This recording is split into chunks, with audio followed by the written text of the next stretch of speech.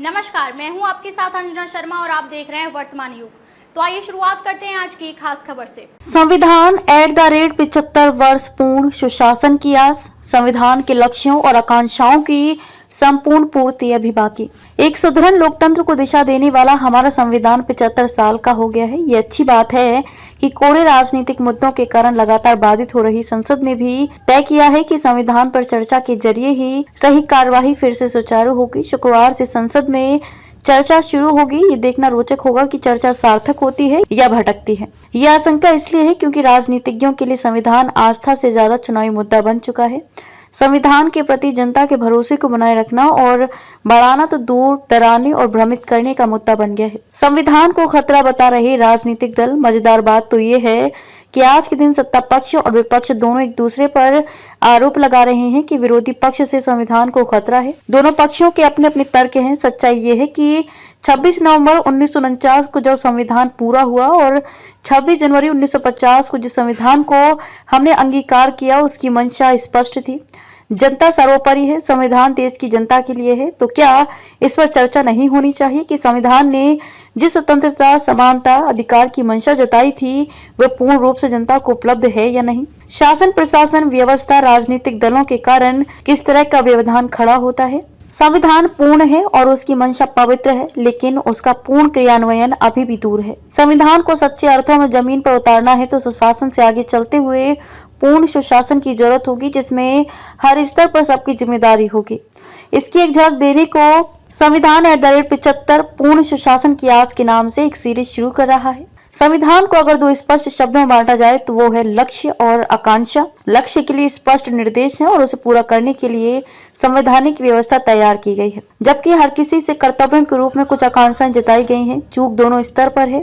ये सच है कि कोई भी अधिकार संप्रभु नहीं हो सकता, लेकिन यह सामान्य तौर पर देखा जाता है कि शासन, प्रशासन, राजनीतिक व्यवस्था के कारण मूलभूत अधिकारों में रोजाना कटौती होती है। समानता का अधिकार हर स्तर पर बाधित होता है। आपातकाल जैसे काले दिनों को छोड़ भी दिया जाए तो भी अधिकार कई बार लड़कर मिलते हैं और कई बार मिलते ही नहीं। अधिकार न होने के बावजूद भी किसी को सड़क पर प्रदर्शन करने या बंद करने का विशेष अधिकार मिल जाता है और परिणाम बड़ा वर्ग भुगतता है, जबकि राइट टू मूवमेंट सामान्य जनता का मूलभूत अधिकार है। रेवड़ी के लिए सरकारों के पास पैसा है, लेकिन उस पैसे से सबके लिए गुणवत्तापूर्ण शिक्षा, स्वास्थ्य उपलब्ध कराना आज भी संभव नहीं हो पाया है। संसद से लेकर विधानसभाओं तक साल में औसत 50 दिन भी कार्य नहीं होता। कोर्ट से न्याय में देरी सामान्य बात है। ऐसे उदाहरण भरे पड़े हैं जहां न्याय मिलने से पहले ही याची या फिर आरोपित दुनिया से चला जाता है।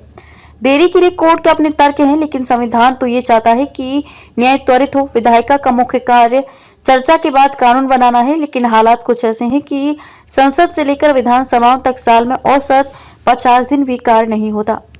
ये सवाल उठना लाजमी है कि सरकारी से लेकर निजी क्षेत्र तक में सेवा दे रहे लोगों के लिए KRA की रिस्पॉन्सिबिलिटी एरिया हो सकता है, तो कार्यपालिका, विधायिका और न्यायपालिका के लिए KRA क्यों नहीं होना चाहिए? हमें संविधान के अनुरूप आचरण करना है। अनुच्छेद 51 मूलभूत कर्तव्य के बारे में बताता है और कहता है कि हमें संविधान के अनुरूप आचरण करना है। भारत की सार्वभौमिकता, एकता और अखंडता, धार्मिक, भाषाई, क्षेत्रीय सौहार्द को बनाए रखना है। भाषाई और क्षेत्रीय सौहार्द को लेकर दक्षिण के कुछ राज्यों का व्यवहार किसी से छिपा नहीं है। ये देखना होगा कि संसद में संविधान पर चर्चा होती है तो क्या साथी राजनीतिक इसकी याद दिलाएंगे? हमारे संविधान निर्माताओं की सोच भविष्योन्मुखी थी, इसलिए कर्तव्यों में पर्यावरण, नदियों, तालाबों के संरक्षण के बारे में कहा गया है, मगर अफसोस इसकी याद तभी आती है जब सामने संकट खड़ा हो। कोर्ट भी तभी अधिकारियों को लताड़ कर अपनी धमक दिखाता है। राजनीतिक दलों से इतनी अपेक्षा तो करनी ही चाहिए कि जब संविधान पर चर्चा हो तो आरोप प्रत्यारोप की बजाय संविधान की मंशा को पूर्ण रूपेण प्रभावी बनाने में